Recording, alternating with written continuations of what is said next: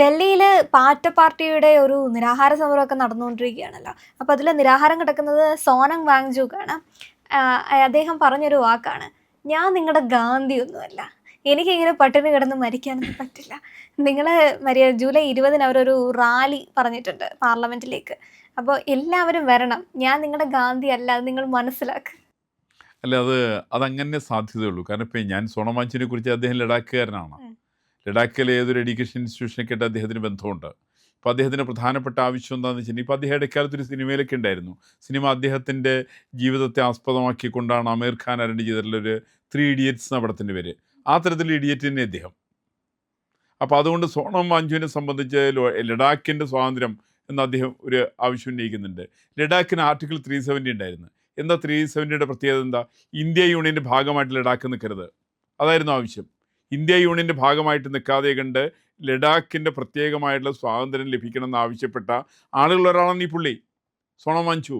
അല്ലാതെ ഉണ്ട് ഭാരതത്തിൻ്റെ ഭാഗമാണെന്നാവില്ല. ഇപ്പം ഇന്ത്യൻ പാർലമെൻറ്റിൽ നിയമം പാസ്സാക്കിയിട്ടുണ്ടെങ്കിൽ ആ നിയമം ലഡാക്കിൽ ജമ്മു കാശ്മീർ സർക്കാർ അവിടെ നിയമസഭയിൽ വീണ്ടും അവതരിപ്പിക്കണം. അങ്ങനെ പാസ്സാക്കാൻ പറ്റുള്ളൂ. ഇന്ത്യക്കാരനായിരിക്കുന്ന ഒരാൾക്ക് അവിടെ പോയിട്ട് 1 സെൻറ്റ് ഭൂമി വാങ്ങിക്കാൻ പറ്റില്ല. അതാണ് ജമ്മു കാശ്മീരിൻ്റെ പ്രത്യേകത. ലഡാക്കിൻ്റെ പ്രത്യേകത അതാണ്. ഇന്നിപ്പോൾ അങ്ങനെയല്ല അവസ്ഥ. ഈ ആർട്ടിക്കിൾ 370 എടുത്തങ്ങ് മാറ്റിയോടുകൂടിക്കൊണ്ട് അത് കേന്ദ്രഭരണ പ്രദേശമായിട്ട് വന്നു. അവിടെ നിരവധി വികസന പ്രവർത്തനങ്ങൾ നടക്കുന്നുണ്ട്. ഈ വികസന പ്രവർത്തനങ്ങൾക്കെല്ലാം തന്നെ സോണം വാങ്ചുവും കൂട്ടരും എതിരാണ് എക്കാലത്തും. സോണം വാങ്ചുവും കൂട്ടരും ശരിക്ക് ചെയ്തുകൊണ്ടിരിക്കുന്നത് സ്വാർത്ഥപരമായിരിക്കുന്ന കാര്യങ്ങളാണ്. ഇപ്പം അദ്ദേഹം എന്താ ചെയ്യുന്നത്? പാറ്റ പാർട്ടി. എന്താ പാറ്റ പാർട്ടിയുടെ ലക്ഷ്യം? അതിൻ്റെ എന്താ എൻ്റെ പേര്? അതിന് ഓൾ ഇന്ത്യ അധ്യക്ഷന് ഒരാളുണ്ട്. അഭിജിത് ദീപ് കെ ഉണ്ട്. അയാൾ എവിടെയാ? അയാൾ അമേരിക്കയിലായിരുന്നു ജോലി. അയാളെ അമേരിക്കയിൽ നിന്ന് പുറത്താക്കി. അമേരിക്കയിൽ നിന്ന് അയാൾ പുറത്തു പോകുന്ന സമയത്തേക്ക് ഇന്ത്യയിൽ വരണം. ഇന്ത്യയിൽ വന്നിട്ട് അയാൾക്ക് ഇവിടെ നേതൃത്വത്തിലേക്ക് എത്തണം. അയാൾ സ്വന്തമായിട്ട് പാർട്ടി ഉണ്ടാക്കുന്നു, പാറ്റ പാർട്ടി. ആ പാറ്റ പാർട്ടിയിലേക്ക് സോണം വാങ്ചു വന്നിരിക്കുന്നത്. ഈ സോണം വാങ്ചുവിനെ ഒരിക്കലും ഒരാൾ പോലും അദ്ദേഹത്തെ ഗാന്ധിയനായിട്ട് കണ്ടിട്ടുണ്ടാവില്ല. സാധ്യമല്ല അത്. ഇപ്പം നമ്മൾ പഴയ കാലത്ത് ഇദ്ദേഹമൊക്കെ ഉണ്ടായിരുന്നു. അരവിന്ദ് കെജ്രിവാളൊക്കെ സമരം നടത്തിയ സമയത്ത് അതിനകത്തുണ്ടായിരുന്ന അണ്ണാ ഹസാരെ ഉണ്ടായിരുന്നു. അണ്ണാ ഹസാരെ റിയൽ ഗാന്ധിയനാണ്. അണ്ണാ ഹസാരിക്ക് ഒരുപാട് പ്രത്യേകതയുണ്ട്. അണ്ണാ ഹസാരി ലോക്പാൽ നിയമം വേണമെന്ന് ആവശ്യപ്പെട്ടുകൊണ്ട് നടത്തിയിട്ടില്ല അഴിമതിക്കെതിരായിട്ടുള്ള സമരത്തിനകത്ത് വലിയ മാനങ്ങൾ ഉണ്ടായിരുന്നു. അദ്ദേഹം ഒരു മഹാനായിട്ടുള്ള മനുഷ്യനാണ്. അദ്ദേഹം സ്വന്തമായിട്ട് ഗ്രാമം ഉണ്ടാക്കിയിട്ടുള്ള ആളാണ്. അണ്ണാ ഹസാരിയുടെ ഗ്രാമമുണ്ട്. ആ ഗ്രാമം സ്വന്തമായിട്ട് ഉണ്ടാക്കിയിട്ടുള്ള ആളാണ് അണ്ണാ ഹസാരെ. തികഞ്ഞ ഗാന്ധിയനാണ്. അദ്ദേഹത്തിന് യാതൊരു പ്രചാരത്തിൻ്റെ ആവശ്യമില്ല. മറിച്ച് ഈ പറയുന്ന സോണം വാങ്ചു അങ്ങനെയൊന്നുമില്ല. സോണം വാങ്ചു ആദ്യം സമരം നടത്തി ആരെയൊക്കെ വെച്ചോണ്ടാ? അവിടെ മറ്റേ ഇവിടെ ഡൽഹി യൂണിവേഴ്സിറ്റിയിൽ നിന്ന് പിള്ളേരെ വരുത്തി, JNU പിള്ളേരെ വരുത്തി, CPM നേതാക്കന്മാരെ കൊണ്ടുവന്ന്, CPIയുടെ നേതാക്കന്മാരെ കൊണ്ടുവന്ന് ഈ പറയുന്ന നേതാക്കന്മാരെ കൂടെ ഇരുന്നുകൊണ്ട് പ്രസംഗം നടത്തിയിട്ടുള്ള ആളാണ് സോണം വാങ്ചു. അപ്പോൾ സോണം വാങ്ചുവിനെ സംബന്ധിച്ച് സോണം വാങ്ചുവിനെ ഗാന്ധിയനാണെന്ന് ആരും ധരിച്ചിരിക്കാനിടയില്ല. കാരണം ഒരു സമരവും ഒരു ത്യാഗവും അദ്ദേഹത്തിന് പറഞ്ഞിട്ടുള്ളതല്ല. അല്ല, ഇദ്ദേഹം പറയുന്ന അനുസരിച്ച് ഇത് തുടങ്ങിയപ്പോൾ അത്യാവശ്യം നല്ല അല്ലെങ്കിൽ എന്തോ വലുതാവും എന്നൊക്കെ വിചാരിച്ചിരുന്നല്ലോ. പക്ഷേ കാലക്രമേണ വരും ദിവസങ്ങളിൽ നമ്മൾ കാണുന്നത് ഇദ്ദേഹം ആ പന്തലിൽ കിടപ്പുണ്ട്, തൊട്ടപ്പുറത്ത് അഭിജിത് ദീപ് കെ ഇരിപ്പുണ്ട്, പിന്നെ മുമ്പിൽ ഒരു 10-15 പേര് കാണുമായിരിക്കും. അപ്പം ഇത് നിരന്തരം കണ്ടാണ് അദ്ദേഹം പറയുന്നത്, നിങ്ങളൊക്കെ തെറ്റിദ്ധരിച്ചോ ഞാൻ പുതിയ ഗാന്ധിയാണെന്ന്, ഞാൻ ഇവിടുത്തെ ഹീറോ ആണെന്നൊക്കെ നിങ്ങൾ തെറ്റിദ്ധരിച്ചോ, നിങ്ങൾ ഇങ്ങോട്ട് വരണം, അല്ലാതെ എനിക്കൊന്നും ചെയ്യാൻ പറ്റത്തില്ല. ഞാനിത് ഇപ്പോൾ നിങ്ങൾക്ക് സ്വാതന്ത്ര്യം, ഗാന്ധി നമുക്ക് സ്വാതന്ത്ര്യം നേടിത്തന്നു എന്ന് പറഞ്ഞ് അദ്ദേഹം ലീഡ് ചെയ്തു പോയല്ലോ, എനിക്കങ്ങനെ ലീഡ് ചെയ്യാൻ പറ്റത്തില്ല എന്നാണ് അദ്ദേഹം ഇപ്പോൾ തുറന്നു പറഞ്ഞത്. കാരണം മഹാത്മാഗാന്ധിയെ സംബന്ധിച്ച് അദ്ദേഹത്തിന് ത്യാഗ നിർഭരമായിരിക്കുന്ന ജീവിതം അദ്ദേഹത്തിനുണ്ട്. അദ്ദേഹം നിരവധി കാര്യങ്ങൾ ഭാരതത്തിന് സംഭാവന ചെയ്തിട്ടുണ്ട്. അന്നത്തെ കോൺഗ്രസിൻ്റെ പല നേതാക്കന്മാരെ സംഭാവന ചെയ്തിട്ടുണ്ട്. സോണം വാങ്ചുവിൻ്റെ ബാക്ക്ഗ്രൗണ്ട് എന്താ? അല്ലെ അണ്ണാ ഹസാരെ നിരവധി സമരം നടത്തിയിട്ടുണ്ട്. അദ്ദേഹത്തിന് ത്യാഗത്തിൻ്റെ കഥയുണ്ട്. ജയപ്രകാശ് നാരായണൻ സമരം നടത്തിയിട്ടുണ്ട്. അദ്ദേഹത്തിന് ത്യാഗത്തിൻ്റെ കഥയുണ്ട്. വ്യത്യസ്തമായിട്ടുള്ള രാഷ്ട്രീയ പ്രസ്ഥാനത്തിൽപ്പെട്ടുള്ള പലർക്കും അത്തരത്തിൽപ്പെട്ട നിരവധി കഥകൾ ഉണ്ടാവാം. ഈ പറയുന്ന കഥകളൊക്കെ എന്ത് സോണം വാങ്ചുവിന് എന്താ ഉള്ളത്?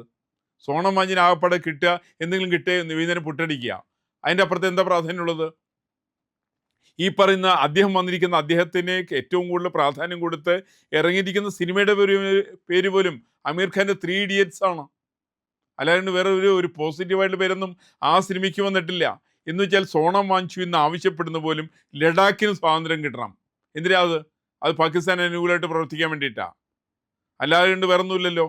ഇപ്പം ഈ പറയുന്ന ലഡാക്കിന് വേണ്ടിയിട്ട് ലഡാക്കുകാരനായിരിക്കുന്ന വാങ്ചു സോണം വാങ്ചുവിനെ ഇവിടേക്ക് എന്തിനെ കെട്ടിയെഴുന്നള്ളിച്ച് കൊണ്ടുവന്നതിന് വേണ്ടിയിട്ടാണ്?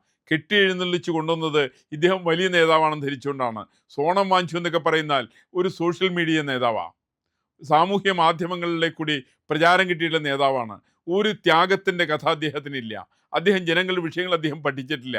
ജനങ്ങൾക്ക് വേണ്ടി നിന്നിട്ടുള്ള പരിചയം അദ്ദേഹത്തിനില്ല. അദ്ദേഹം വേറെ മറ്റേ ഈ പറയുന്ന കോക്രോച്ച് പാർട്ടിയുടെ ഓൾ ഇന്ത്യ പ്രസിഡന്റിനെ പോലെയാ. അയാൾ എവിടെയായിരുന്നു? അയാൾ അമേരിക്കയിലായിരുന്നു. അമേരിക്കയിലെ കയ്യിലിരിപ്പ് മോശത്തിൻ്റെ പേരിൽ അമേരിക്ക സർക്കാർ അയാളെ പിടിച്ച് പുറത്താക്കി.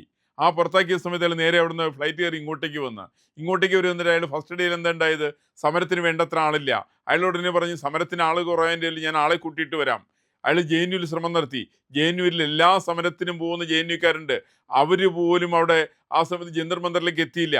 അങ്ങനെ പരാജയപ്പെട്ട അയാൾ കാറിൽ കയറി ഇരിക്കുകയാണ്. കാരണം അയാൾക്ക് ചൂട് സഹിക്കാൻ പറ്റില്ല. കാരണം എന്താ, അയാൾ എ സിയിൽ ജീവിച്ചിരുന്ന ആളാ. എ സിയിൽ ജീവിച്ചിരിക്കുന്ന ഈ പറയുന്ന പ്രസിഡന്റ് എന്താ, അയാളുടെ പേര് ഞാൻ മറന്നുപോയി. അപ്പോൾ അയാളുടെ പേര് പോലും ഓർക്കാത്തക്ക രീതിയിൽ വലിപ്പയക്കില്ല. ഇങ്ങനെയുള്ള മറ്റേ ഇതിന്റെ പ്രസിഡന്റ്, കോക്രോച്ച് പാർട്ടിയുടെ പ്രസിഡന്റ്, അയാൾ നയിക്കുന്ന സമരമാണത്. ഈ പറയുന്ന ഓൾ ഇന്ത്യ പ്രസിഡന്റിന് അറിയണ്ടേ തനിക്കോ പ്രാപ്തിയില്ല, അതിൻ്റെ പേര് താൻ നയിച്ചെങ്ങനെ ആളുകൾ വരിക? ഇയാളെ വിളിച്ച ആരാ വരിക? ഇയാളെ വിളിച്ചാൽ സി പി ഐക്കാർ വരും, സി പി എംകാർ വരും, ഏതെങ്കിലും ആളില്ലാത്ത പ്രസ്ഥാനങ്ങൾ വരും. ആളുള്ള ഒരൊറ്റ പ്രസ്ഥാനം ഇവരുടെ പിന്നാലെ അണിനിരക്കില്ല. കാരണം ഇവർ വന്നു കഴിഞ്ഞാൽ ആർക്ക് എതിരായിട്ടാണ് വരിക? ഇത് കൃത്യമായിട്ട് കോൺഗ്രസിനെതിരാണ്. ഇത് കേന്ദ്രം ഭരിക്കുന്ന നരേന്ദ്രമോദിക്കെതിരായിട്ടല്ല, ഇത് കോൺഗ്രസിനെതിരായിട്ടാണ്. ഇന്ത്യൻ നാഷണൽ കോൺഗ്രസിനെതിരായിട്ടാണ്. രാഹുൽ ഗാന്ധിയുടെ കഴിവുകേടിനെതിരായിട്ടുള്ള പ്രസ്ഥാനമാണത്. ഇങ്ങനെയുള്ള സംവിധാനത്തെ എങ്ങനെയാണ് ഇന്ത്യയിലെ പ്രതിപക്ഷ പ്രസ്ഥാനങ്ങൾ ഇവരെ പിന്താങ്ങുക? ഏറ്റവും വലിയൊരു വിഷയം ശരിക്കതല്ലേ? അതുകൊണ്ട് ഇന്ത്യയിലെ പ്രതിപക്ഷ പ്രസ്ഥാനങ്ങളുടെ പോലും പിന്തുണയില്ലാതെ കണ്ട് ഒറ്റപ്പെട്ടു പോയിരിക്കുന്ന പ്രസ്ഥാനമാണ് കോക്രോച്ച് പാർട്ടി, പാർട്ടി. ഈ പാർട്ടി സാധാരണ രീതിയിൽ പറഞ്ഞാൽ ഒരു ഹിറ്റടിച്ചേ ചാവാവുന്ന സാധ്യതയുള്ളൂ. അല്ല, ഹിറ്റ് ഏറെക്കുറെ അടിച്ചു തുടങ്ങിയിട്ടുണ്ടെന്ന് തോന്നുന്നു. അതാണല്ലോ ഇപ്പൊ ആകെയുള്ള ഒരു ഇതെന്ന് പറഞ്ഞാൽ, ഈ സമരങ്ങളൊക്കെ ആസൂത്രണം ചെയ്യാൻ നോക്കി, അതൊക്കെ പാളിപ്പോയി. അതിന് ശേഷമാണ് ഈ നിരാഹാര സമരത്തിലേക്ക് വരുന്നത്. പക്ഷെ നിരാഹാര സമരത്തിനാണെങ്കിൽ പോലും വലിയ ഒരു ഇത് കിട്ടുന്നില്ല. എങ്ങനെയെങ്കിലും ഒന്ന് അറസ്റ്റ് ചെയ്യണം എന്നുള്ളൊരു വലിയ ആഗ്രഹം ഉണ്ടായിരുന്നു. പക്ഷെ ദില്ലി പോലീസ് ആണെങ്കിൽ അറസ്റ്റ് ചെയ്യുന്നില്ല. യാതൊരുവിധ പ്രശ്നങ്ങളും നിങ്ങൾ ചെയ്തോളൂ, പ്രൊട്ടസ്റ്റിന് യാതൊരുവിധ പ്രശ്നങ്ങളും ഏർപ്പെടുത്തുന്നില്ല, അല്ലെങ്കിൽ അങ്ങനെ പ്രൊട്ടസ്റ്റ് ചെയ്യാൻ പാടില്ല എന്ന് പറയുന്നില്ല. അപ്പോൾ അങ്ങനെ യാതൊരു വിധത്തിലും ഒരു വയലൻസ് ക്രിയേറ്റ് ചെയ്യാൻ പറ്റുന്നില്ല. അപ്പോഴാണ് ഇദ്ദേഹത്തിന് ഇത്ര ശുഭിതനാവുന്നത്. ഒരു മനുഷ്യൻ വരുന്നില്ല, അല്ലെങ്കിൽ ഇത്രയധികം കാര്യങ്ങൾ ഇവിടെ 3-4 പേരിരിക്കുകയാണ്, ബാക്കിയുള്ളവരൊക്കെ എവിടെയാണ്? ദയവേത് ജൂലൈ 20-നെങ്കിലും എല്ലാവരും എത്തണമെന്നാണ് അദ്ദേഹം പറയുന്നത്. അല്ല, ഇവരുടെ കൂടെ ആളില്ല. കാരണം ജനങ്ങൾ വിഷയങ്ങൾ ഇവർക്കറിയില്ല, ഇവർക്ക് ജനങ്ങളെ അറിയില്ല, ഭാരതത്തിലെ ജനങ്ങളെ സംബന്ധിച്ച് ഇവർക്ക് ഒരു ധാരണയില്ല. അതുകൊണ്ടാണ് ഈ പറയുന്ന പാർട്ടി മറ്റവർ കൂടിയിട്ട് സോണമാഞ്ചി കൂടിയിട്ട് എന്താ ചെയ്യുന്നത്? അവർ നിരാഹാരം കിടന്നു എന്ന് പറയുന്നത്. ഇവർ ഇയാൾ പറയുന്ന ഓൾ ഇന്ത്യ പ്രസിഡന്റ് ആദ്യമായിട്ട് വന്നിറങ്ങിയ ദിവസം ഇയാളവിടെ ഇവിടെ കൊണാട്ട് പ്ലേസിലുള്ള പോലീസ് സ്റ്റേഷനിലേക്കാണ് ചെല്ലുന്നത്. അവരവിടെ ചെന്നപ്പോൾ തന്നെ ഇയാൾക്ക് വേണ്ടി അടിച്ചു വെച്ചേക്കായിരുന്നു. ഇവർ ജന്തർ മന്ദർ സമരം നടത്താൻ വേണ്ടിയിട്ടുള്ള പെർമിഷൻ അവിടെ അടിച്ചു വെച്ചേക്കായിരുന്നു. ഒരൊറ്റ ആപ്ലിക്കേഷനെ കൊടുത്തുള്ളൂ. ഒറ്റ ആപ്ലിക്കേഷൻ മിനിറ്റിനകം തന്നെ ഇയാൾക്ക് പെർമിഷൻ കൊടുക്കുന്നത്. ഇയാളെ അവർ തൊടുന്നില്ല. പോലീസ് തുടർന്നുണ്ടെങ്കിൽ എന്തെങ്കിലും ഒരു കരുത്ത് വേണ്ടേ അവർക്ക്? ആ കരുത്ത് ഈ പറയുന്ന പാർട്ടിക്കില്ല. ഈ പാർട്ടി എന്ന് പറയുന്നത് ജനവിരുദ്ധമായ പ്രസ്ഥാനമാണ്. പാറ്റ എന്ന് പറയുന്ന സാധനം നമ്മളൊന്ന് ആലോചിച്ച് നോക്കുക. എന്താ പാറ്റയുടെ പണി? പാറ്റയുടെ പണി നമ്മളെ ഭക്ഷണത്തിൽ കയറിയിട്ട് ഭക്ഷണത്തിൽ അതിന് കൈകാലിട്ട് അടിക്കുക, അത് മുഴുവൻ മുഷിച്ച് തിന്നാൻ വേണ്ടി പരിശ്രമിക്കുക. ഇങ്ങനെയുള്ളൊരു സംവിധാനം തന്നെയാണ് പാർട്ടി. അത് ജനവിരുദ്ധ പ്രസ്ഥാനമാണ്, ജനങ്ങളെ ഒറ്റപ്പെടുത്തുന്ന പ്രസ്ഥാനമാണ്, ജനങ്ങളെ ചൂഷണം ചെയ്യുന്ന പ്രസ്ഥാനമാണ്. അങ്ങനെയുള്ള ചൂഷണം ചെയ്യുന്ന പ്രസ്ഥാനങ്ങൾക്ക് അതിന് നേതൃത്വം കൊടുക്കുന്ന ആളാണ് സോണം വാഞ്ചു. ഈ പറയുന്ന സോണം വാഞ്ചു ഒരു ത്യാഗത്തിൻ്റെ കഥയില്ല, ഒരു കഷ്ടപ്പാടിൻ്റെ കഥയില്ല. അയാൾക്ക് ജനജീവിതവുമായിട്ട് ഒരു ബന്ധവുമില്ല. അയാൾ കോടിക്കണക്കിന് റുപ്യ ഉണ്ടാക്കുന്നു. അയാൾക്ക് എന്തൊക്കെ ഒരു അവാർഡൊക്കെ കിട്ടിയിട്ടുണ്ട്, മാക്സിസി അവാർഡോ എന്താണ്ട് കൈ കിട്ടിയിട്ടുണ്ട് കേട്ടോ. ഈ പറയുന്ന അവാർഡൊക്കെ വില കൊടുക്കാതെ കണ്ടോ പണം ഉണ്ടാക്കത്തക്ക രീതിയിൽ ചില അവാർഡുകൾ സമ്പാദിക്കുന്നു എന്നുള്ളതിൻ്റെ അപ്പുറത്ത് ഒരു പ്രാധാന്യം ഈ പറയുന്ന വാഞ്ചുവിനില്ല.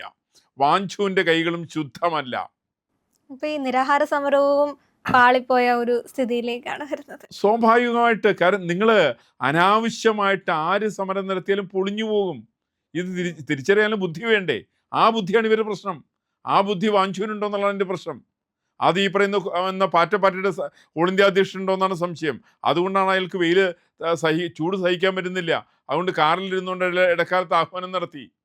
അങ്ങനെയുള്ള ആളാണ് ഈ പറയുന്ന പാർട്ടിയുടെ ഓൾ ഇന്ത്യ പ്രസിഡന്റ്. കാരണം അയാൾ അമേരിക്കയിലായിരുന്നല്ലോ.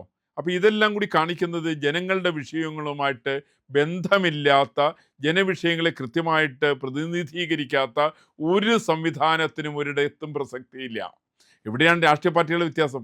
രാഷ്ട്രീയ പാർട്ടികൾ നമ്മൾ എന്തെല്ലാം പറഞ്ഞാലും അവർ ഓരോരുത്തർ പ്രത്യയശാസ്ത്രത്തിൻ്റെ പ്രതീകങ്ങളാണ്. നമുക്ക് അനുകൂലമായിരിക്കാം, പ്രതികൂലമായിരിക്കാം. പക്ഷേ ഈ പറയുന്ന പാർട്ടി എന്ന് പറയുന്നാൽ ജനങ്ങളെ ദ്രോഹിക്കുന്ന, ജനവിരുദ്ധമായിരിക്കുന്ന ഒരു സംവിധാനത്തിൻ്റെ പേരാണ്. അതിൻ്റെ ഏറ്റവും വലിയ നേതാവാണ് ഈ പറയുന്ന സോണം വാഞ്ചു. അതുകൊണ്ട് സോണം വാഞ്ചു അവിടെ കിടന്നാലും കൊള്ളാം, അയാൾ മരിച്ചാലും കൊള്ളാം, ഇന്ത്യയിലെ ജനങ്ങൾക്ക് ഒരു തേങ്ങക്കൊലയില്ല എന്നുള്ളതാണ് ഇത് നമ്മൾ മനസ്സിലാക്കുന്നത്. പ്രിയമുള്ളവരെ, നമ്മുടെ ചാനൽ ഒരുപാട് പേർ കാണുന്നുണ്ട്. കാണുന്നവരോടെല്ലാം നമുക്ക് വലിയ സ്നേഹവുമുണ്ട്. അവരൊക്കെ നമ്മുടെ ചാനലിനെ കുറിച്ച് ഒരുപാട് പേരോട് പറയുന്നുമുണ്ട്. പക്ഷേ ഒരു കാര്യം, നമ്മൾ കാണുന്നവരുടെ എണ്ണം അനുസരിച്ച് ചാനലിൻ്റെ സബ്സ്ക്രിപ്ഷൻ കൂടുന്നില്ല. എന്താ കാര്യം എന്നറിയാമോ?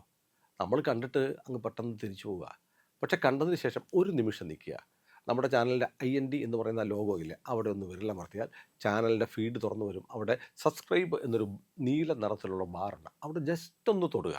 തൊട്ടടുത്തൊരു മണിയുടെ ചിത്രമുണ്ട്, ബെല്ലൈക്കൺ. അവിടെ ഒന്ന് തൊട്ടാൽ നിങ്ങൾക്ക് നമ്മുടെ എല്ലാ വീഡിയോകളും കാണാനുള്ള നോട്ടിഫിക്കേഷൻ കിട്ടും. മാത്രമല്ല, ചാനലിൻ്റെ ഒരു സബ്സ്ക്രൈബറായി മാറുകയും ചെയ്യും. അത് ഞങ്ങൾക്ക് വലിയ സഹായമായിരിക്കും. ഉറപ്പായിട്ടും അത് ചെയ്തിട്ടില്ല എങ്കിൽ ഇപ്പോൾ തന്നെ ഒന്ന് ചെയ്യണേ.